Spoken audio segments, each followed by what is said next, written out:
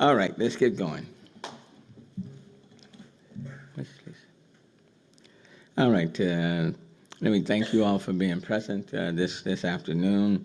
Certainly want to thank Councilmember Carolyn Evers-Chavez for being present, Director Carol Haddock over Public Works, Rick Mancy, who's the Chief Operating Officer of Public Works, and Lisa Garrison, who's the Deputy Director of the Customer Account Services Division.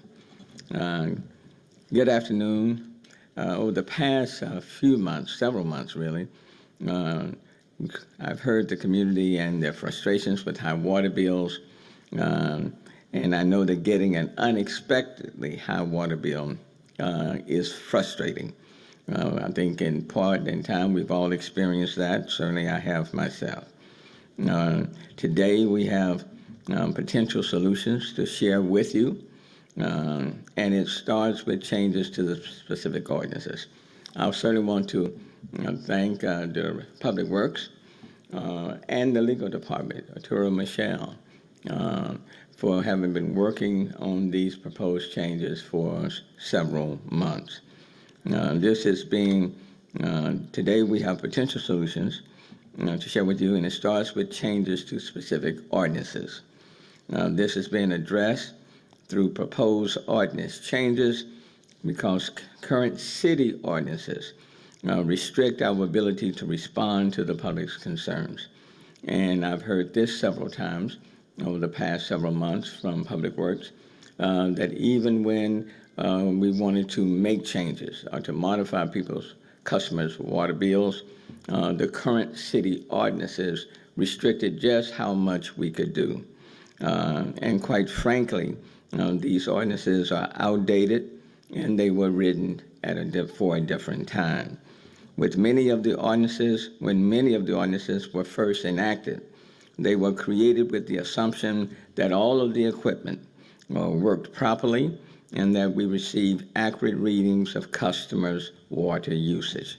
Today's reality is quite different. And today we are faced with a high number of failing meter reading devices due to the aged infrastructure, and the city must rely on a much higher number of estimated readings, relying on a number much higher than any of us like. We are working to replace the meters, but this will still take some time. And meanwhile, it's important that we act now to provide customers necessary relief. For months, we've been working with the Houston Public Works as we listen to the residents find a right way, a more accurate way to provide much needed relief for our customers. And today I want to outline 9 proposals for changing our water billing ordinances. They are on this week's agenda a couple of days from now, and I will present them to the City Council on Wednesday. We've been listening. We heard from a number of different people, talked to legal as well as Public Works extensively, and today my administration is pleased to announce how we are taking action to address many of these issues. The combined impact of these ordinance changes is that our customer account services team will be equipped with the tools and the resources necessary to resolve the overwhelming majority of disputes on the first call. Number 1, first, we will remove the limit to the amount of times you can get help after you've had a private water leak. As it is written today, water customers can only receive 2 adjustments for leaks per year, even if the leaks are at different places and times. So we're going to remove that limit. Whenever there's a leak that comes up for a customer, no matter how many times, whether it's 2, whether it's 4, whether it's 6 in a year, we, Public Works, will have the flexibility to address those leaks when they occur. Number 2, we will add an incentive for customers who repair their private water leak and apply for the adjustment. The incentive will reduce customers' bills to their average water usage if they complete a repair within 30 days of receiving their bill. So if they do that, we'll go back to their average usage if they complete it within 30 days, repair the private leak.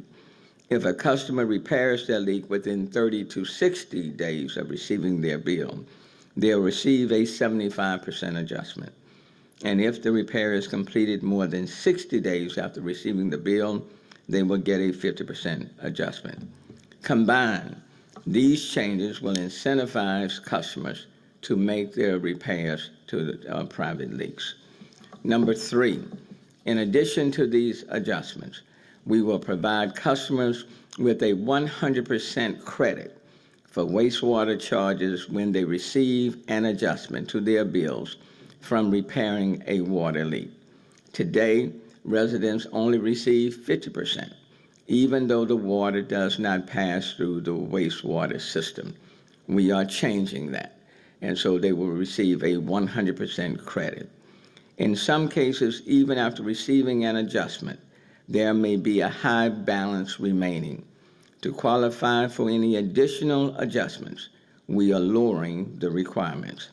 So number 4, the current ordinance only allows customers to qualify for a credit if the leak costs more than $2,000 on their bill or more than $250 for low-income elderly residents.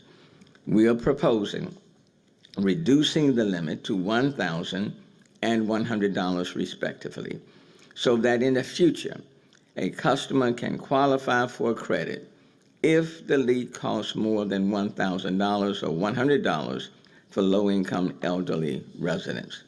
There have been times when some customers received a high water bill and there was no explanation. It's not a leak. The meter is working fine. They just have a high water bill. Number 5, currently, the maximum relief we can offer is to lower the bill down to 150% of the customer's average water usage. We're going to lower that to 125%. Number 6, there are some situations where a customer needs help with their bill and it doesn't fit into any of these other categories.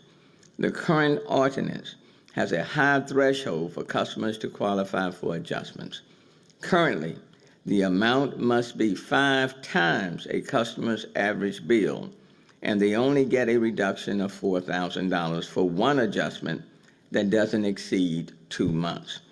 We are proposing that council approve, reducing that threshold to 2 times a customer's average monthly bill rather than 5 times, and that the customer account services team can reduce that bill by up to $10,000 for one adjustment that does not exceed 2 billing cycles.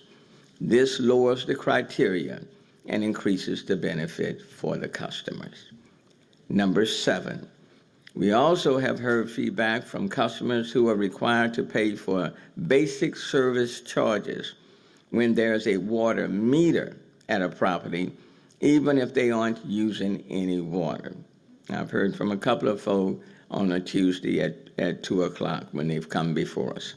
Under the current system, to avoid these charges, the customer must pay for a private plumber to camp the line and then remove the meter, which can cost up to $1,500 or more. Moving forward, the city is going to offer customers the option to have the meter locked for a one-time fee of $150. Once a customer is charged for the lock, basic services charges are totally removed. And if, for some reason, a customer wants to reactivate that meter, the city will not charge and the customer will not have to pay a developer impact fee. Number 8, we also are proposing benefits for customers who helped us reduce the amount of paper bills. Customers will save 50 cents for each monthly bill they receive once they sign up for online e-bills. And number 9, finally, in coordination with council members, like Councilmember Carolyn Evans Shabazz, Councilmember Peck, Councilmember Huffman, that proposed an ordinance that limits a look back at billing to 3 months. We are offering to codify the current practice because what they have put forth is a practice that's already taken place. But we are offering to codify the current practice of Public Works by not permitting a look back of greater than 3 months for single-family residential customers. And that's a big distinction. Not for others, but for single-family residential. And it's actually all residential. And it's all residential customers. Again, we have already instituted this as a practice, but we are now making this a permanent change by ordinance. This administration has given careful consideration to each of these proposed changes, and this administration will ask Council to approve the changes come this coming Wednesday. As I said earlier this year, when you are the 4th largest city in the United States, and we send out over 500,000 bills, 500,000 or more a month, you're going to run into some errors. But I asked Public Works and the city attorney to begin working on the proposed changes. Today is an example of those changes. And keep in mind, the incorrect bills make up less than 0.8% of our total. But as a city, we can do better. And any customer that receives a bill higher than they deserve, that customer needs to get relief from the city. We are in the customer service business. And with these changes, I feel confident that the overwhelming percentage of complaints that we have received will be addressed, and we will not be restricted by past ordinances that have prevented, in part, the city from addressing these customer concerns. And as we move forward, as issues arise, we won't hesitate to address them either. Having said that, let me now pause and bring up Director Haddock. Thank you, Mayor. Good afternoon, everybody. It's my pleasure to be up here and represent Houston Public Works. As the Mayor said, I'm Carol Haddock. I'm the Director of Houston Public Works. We are committed to providing accurate and timely bills each and every month, and we know that we have not always hit the mark over the last year as we've worked through this. One of the things that we talk about, the aging infrastructure and the remote read devices, to give you some perspective, back in 2019, before we implemented the replacement contract to replace these remote read devices, Public Works was needing to get manual reads on about 40,000 accounts, and that resulted in us estimating 6,000 to 7,000 accounts each and every month. And that was manageable with the manpower that we had and the resources that we had. Today, we have over 125,000 of these remote read devices that have failed, and we're required to estimate nearly 40,000 bills a month. That's why we're in the position that we're in and the situation that you're seeing. But it is definitely this change that the mayor has not only proposed, but the mayor has very much prodded us to move these forward and get these to you today, will allow us to address those in a much more timely manner and work with our customer service. I definitely want to take a moment and thank Lisa Garrison and her team. They have been listening to the concerns, listening to the specific information that we've received. We've received a lot of questions about high bills, and they're all caused for different reasons.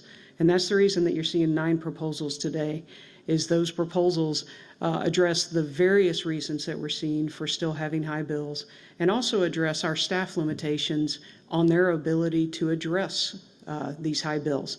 These changes will allow our staff to actually do things that they've been prohibited from doing in the past. And so we're very excited that we're going to be part of these solutions moving forward. We're thankful to the council members for bringing forward issues as well. We hear you, and we know that we are going to continue to hear ways to improve as we move forward. And we look forward to continuing to hear that, but also know that we know it's a good day when we can present a plan to the community to help provide relief to everybody, including our most vulnerable Houstonians and our senior citizens. People shouldn't have to choose between food, medicine, water, basic needs in their daily budget. Clean, safe drinking water really is a human right, and it is part of our obligation to make sure that we deliver that. We are required to charge what it costs us to deliver water, and that's how our rates are set, but that still does create an extensive challenge for some people in our community. We support these changes. We look forward to implementing them, and we stand ready to implement them as soon as council passes them. We stand together with the mayor, with city council, and with our team today as part of our purpose that together we create a strong foundation for Houston to thrive. We know that we have to do this together, and we are glad to be part of that. Thank you for allowing me to be here today. Thank you so very, very much, Director Haddock. You see the proposed changes right there on the screen. We're prepared to take some questions. Let me respectfully ask that you limit your questions to these proposed changes only. That's what we're dealing with today, and that's where the focus needs to be on today. If Carol could you touched on it very quickly, Carol, if you could just repeat the facts. You said how many devices have failed and how many required to read? I want to hear 125 out of 40. So when we, before we entered the contract that we have to replace meter reading devices, we had about 40,000 that had failed, that we were having to manually read every month, which required us to estimate about 6,000 to 7,000 bills on a monthly basis. Today, we have 125,000 of our 550,000 accounts that require a manual read on a monthly basis, which means we are estimating about 40,000 because we don't have the resources to get all 125,000. And for questions, could you come to the microphone because we're live on HTV. People can hear you but listening. Thank you. And there's a microphone on that side too. For the mayor and Director Haddock, if council does approve these changes on Wednesday, how long will it take to implement them all, to roll it all out? We just had that conversation. Absolutely. So we can start implementing these immediately as far as the relief, as far as the ones about estimating and things like that, they will go into effect as the next billing cycle rolls out. So as the next bills are generated, it will be in place. For the mayor, have you done any kind of estimate of what kind of impact this will have on the city's budget?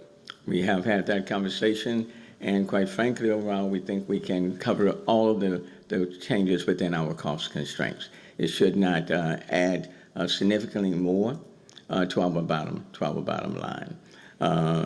The ordinance change in terms of how many leaks, for example, can be addressed without restricting people to just 2. We think we can make those implement these changes without there being any significant cost to the city of Houston or to the CUS system as a whole. Has there been any update on the Public Works investigation and? I'm restricting it just to these changes for today. Nothing on that? Not at this time. That's an investigation that's ongoing. The only thing I will do is correct erroneous information that the city has paid out $10 million. That's totally false. So anybody who's reporting that the city has paid out $10 million in this particular matter, that's wrong. I will say just the employee has been relieved from duty, the contract has been terminated, and about $406,000 was paid out to that particular contract until it was found. So that $10 million that's on social media, I would simply ask that people be more responsive and be more accurate. Okay, sorry. Very quickly, on the devices that have failed, you indicated, I just want to be clear, you said you're required 125,000 manual reads out of 550,000. And I believe 40,000 devices have failed. Is that correct? So all of them that require manual reads, the device has failed or it does not have a device at all. So how many devices total have failed? That's what I'm trying to get into real fast. So we can get you that number. I don't know that we have that specific number. Lisa, do you know the number that have failed? I mean, it's somewhere. So we've also replaced devices. We've put 71,000 in the ground as well. So we've replaced devices of those that have failed as well. So it's somewhere between 120,000 and 200,000. But we can get you that number. 120 to 200,000 devices that have failed. So my question off of that number is the following. So like, let's say I'm a Houston resident tonight and I'm concerned about my device. The failures of these devices, is it because they're outdated? Is it because it was a faulty design? And if I have that device there, I guess what I'm trying to get to is, what are these devices? What are the names, the models, so Houstonians can say, oh, you know what, Public Works, I have this device. Maybe you might want to check it to see if we need to get this device replaced. So the answer to your question is probably a little broader than you want, but we started putting in remote read devices in the late 90s, and the majority of the city went in between the early 2000s and the late 2009, 2010. So these are all reaching 20-year life. And if you think about cell phones, computers, everything from that day and age, all this device is it literally reads the meter and transmits it.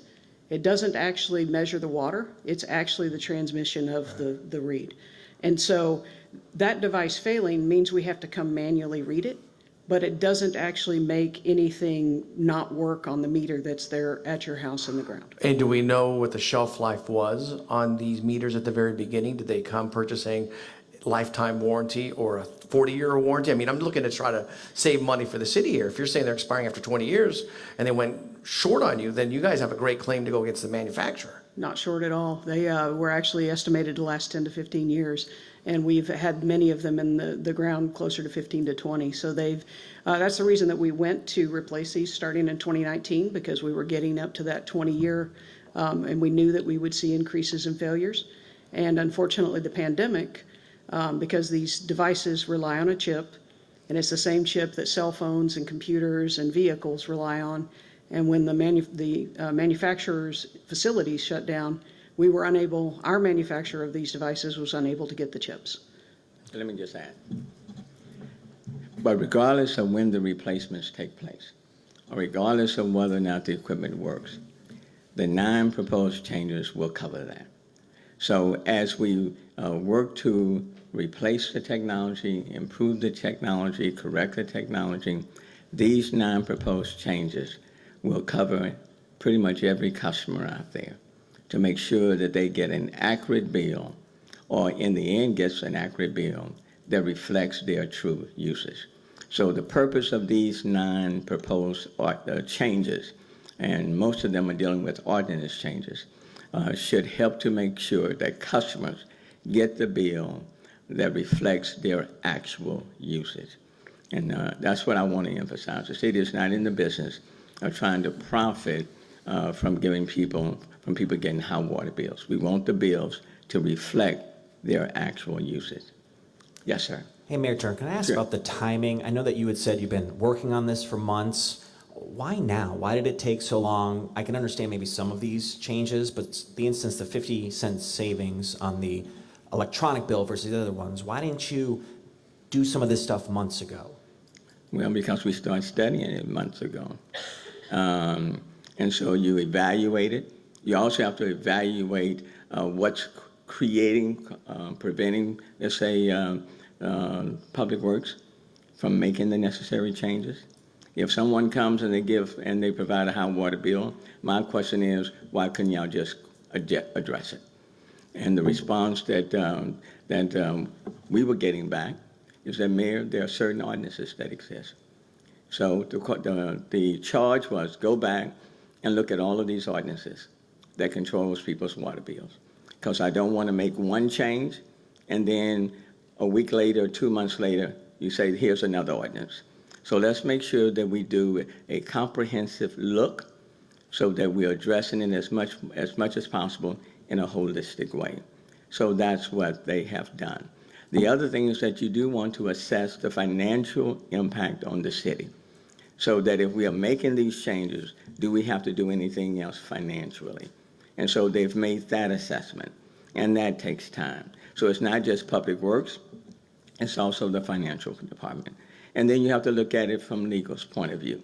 If we are making these changes, is it going to create any problems with our bond covenant, with our utility system, CUS?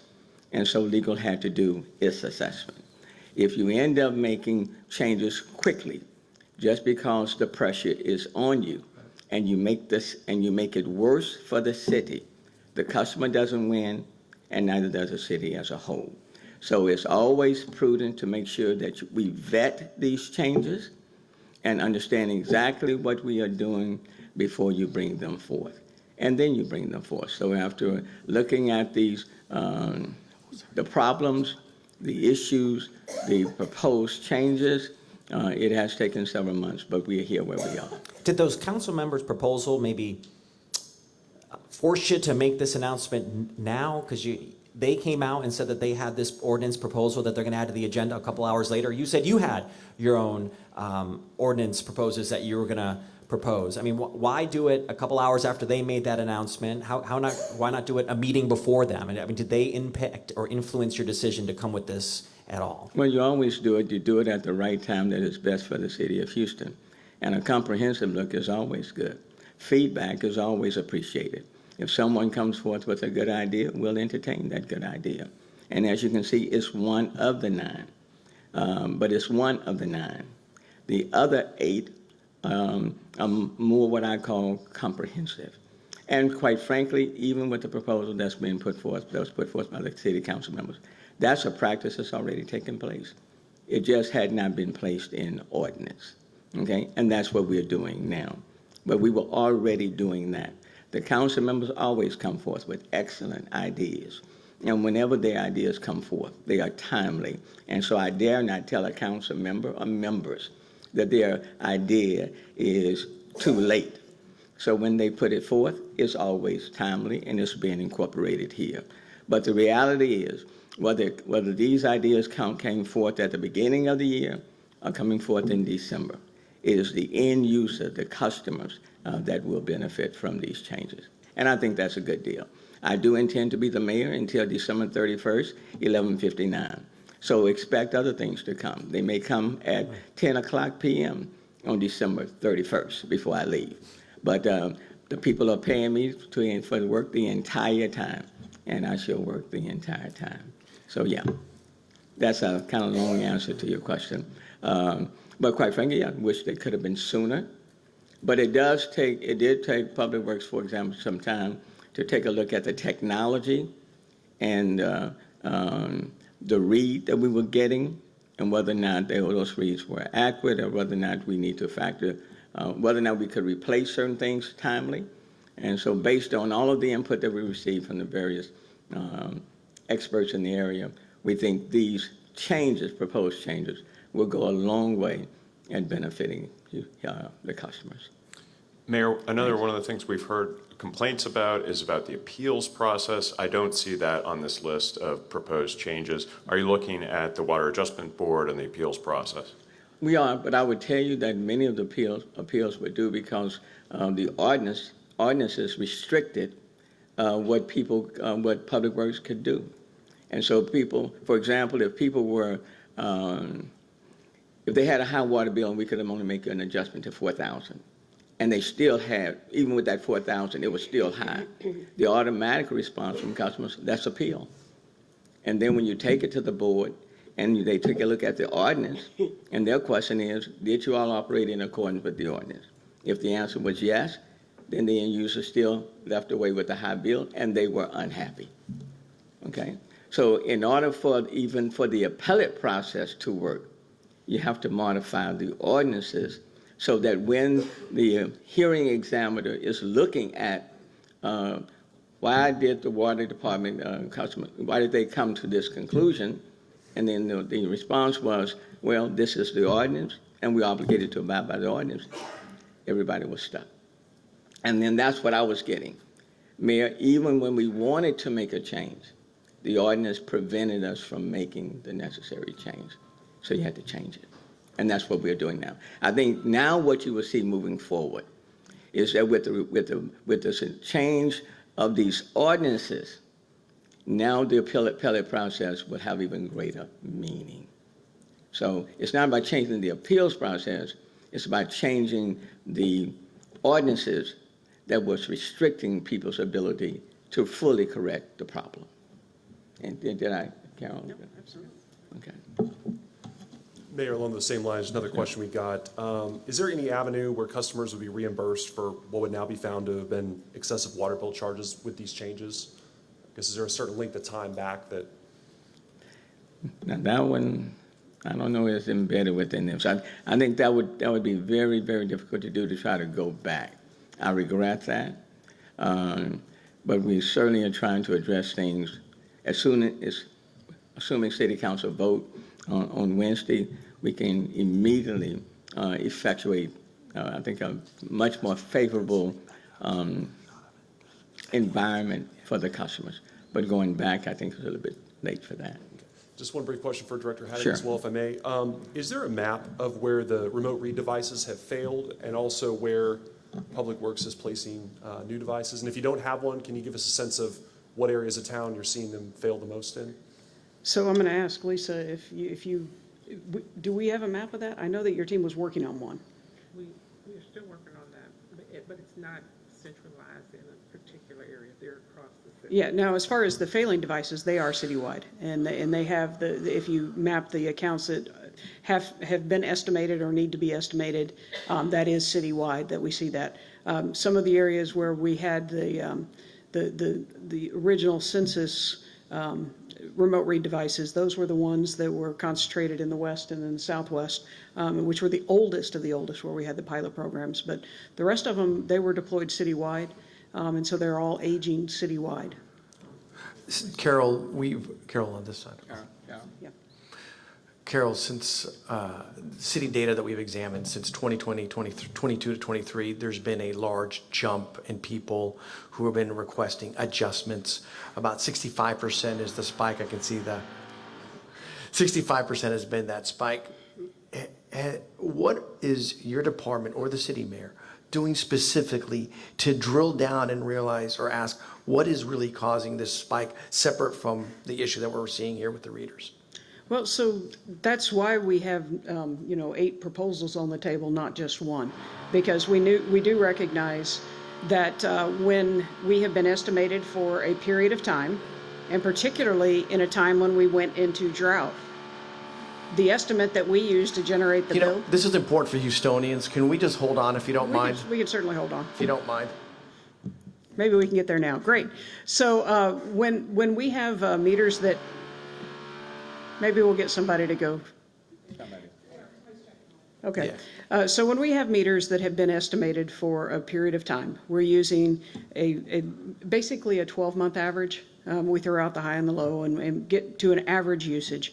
And so if they were being estimated before we went into the drought last year, and then their water usage went up, and then when we finally get that manual read down the road and look back at that back period and do the catch-up bill, that's when most of the people that we saw the high bills, most of them fell into that category. So the catch-up, well, I won't say most of them, a very large number of them came into that category.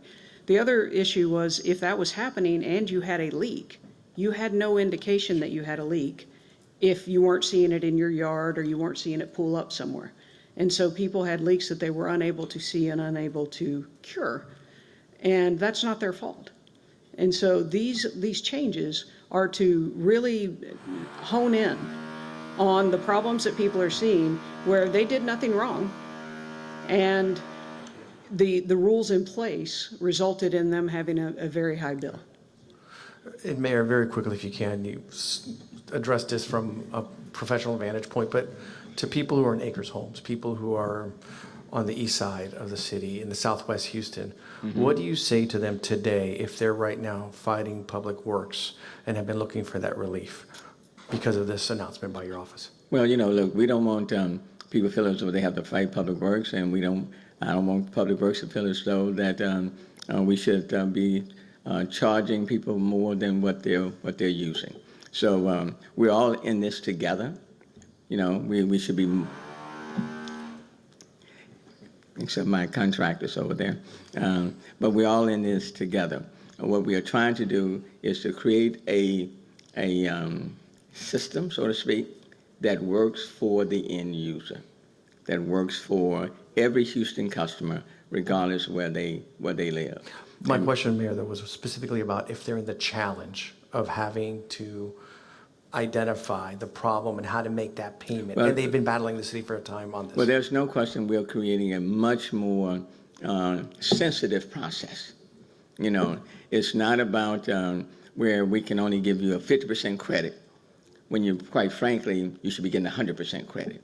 We are now changing the ordinance to give you that 100% credit.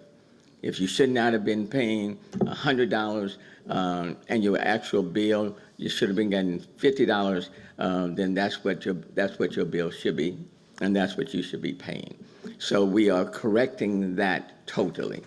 We are incentivizing people. If you got a private leak, the sooner you repair it, the better the outcome for you. Take a little bit longer, it may cost you a little bit more, but we're trying to incentivize you. So that's a good thing. We don't care how many leaks occur, whether it's 2, whether it's 4, whether it's 6 in that year, we will deal with each one individually. And if you've got another water, what you call it, on your property, Irrigation meter? no, the meter. If you got another meter that you're not using, instead of it costing you $1,500 to correct it, if you tell us, we'll lock it, that's $150. That is a significant savings. So it's not a one change, it's a holistic change. We're not going to be going back 12 months. Looking at your bill, we'll go back 3 months, and we're codifying that into the ordinance. So what we are putting forth, I believe, will address most of the complaints that we've received. And we're simply what I would say, as we move forward, give us time to work these things through. But assuming that this ordinance passed on Wednesday, there is no time delay. We will implement these changes the very next day as we move forward. So look, let me thank you all. Let me thank you all for working with us, for being patient. I know there's been a lot of attention on this, and we look forward to providing you any additional information that you may need so you can articulate and provide that to your Mayor, viewers. one final request. Can you put the slate back up for us so we can get shots? Oh, you got a hard? Just need Yeah. a picture? Yeah, got video. Do you just need the shot? Yeah, we can get a shot. We're going to give you a hard copy, and that won't cost you anything.